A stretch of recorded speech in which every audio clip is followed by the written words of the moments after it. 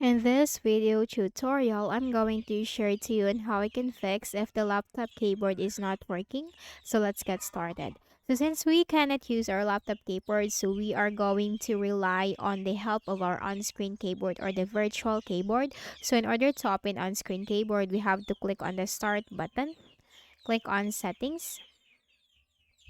Now here in the list of options on the left pane, you have to simply click on accessibility and then scroll down and we can find interaction, also keyboard. Under interaction, click on that.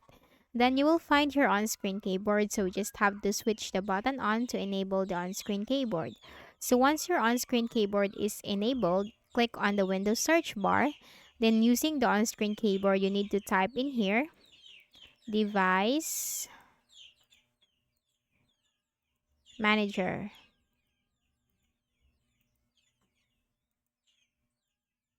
Okay, then click on it under the best match.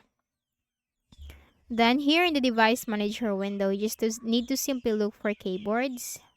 So here you can find your keyboard driver. So what we can do is we need to make sure this is up to date. So make a right click on it and then select update driver. Now you have the option right here, search automatically or browse my computer. So let's go with the second option, browse my computer for drivers. Let me pick from a list of available drivers on my computer. And here you will find this option. So just have to click on next. Now, Windows has successfully updated your driver. So once you will find this message, just have to close this window.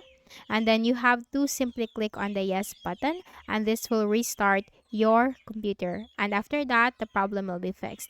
But if in some cases that your problem isn't fixed, then you just have to go back to the same device manager window.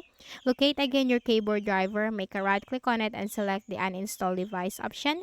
And you have to select the uninstall button. So once you have uninstalled the driver, then you just have to make a right click at the start button, shut down or sign out and restart your Windows. After you have restarted your Windows, that will automatically reinstall the driver that you have uninstalled from your Windows, and that's it.